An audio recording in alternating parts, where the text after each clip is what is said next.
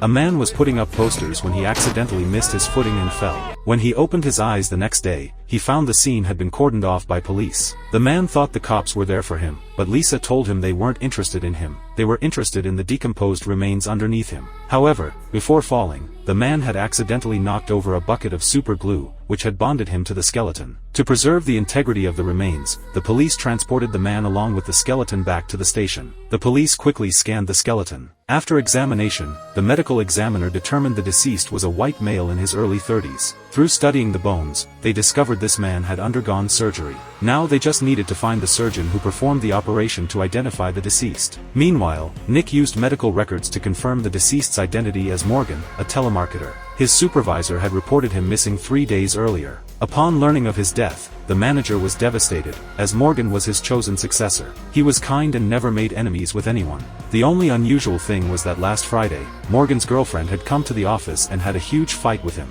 The manager then gave Nick the girlfriend's address. At the same time, the medical examiner had results too. Nate determined from the maggot development on the skeleton that Morgan had died 5 days ago, exactly 1 day after his fight with his girlfriend. After piecing together the skull fragments, Nate discovered several pieces that didn't belong to the skull. He immediately sent this material for testing. Medical examiner Angela then reconstructed Morgan's death. Based on the reconstructed skull, the victim's face had been struck 3 times. Through analysis, Nate identified the extra material as ceramic, and they also detected urine components on it. So they believed the murder weapon might have been a toilet. Soon after, Nick took Jenny back to the police station for interrogation, accompanied by Jenny's brother Matt. Jenny told Nick that after their fight that day, she went to work, but Morgan stayed at her place to watch the game with her brother. Jenny had an alibi. Could it be that her brother Matt killed Morgan? Nick and Lisa interrogated Matt, but he denied killing Morgan. Matt claimed that after watching the game that night, Morgan left. However, when medical examiner Nate inspected Matt's toilet,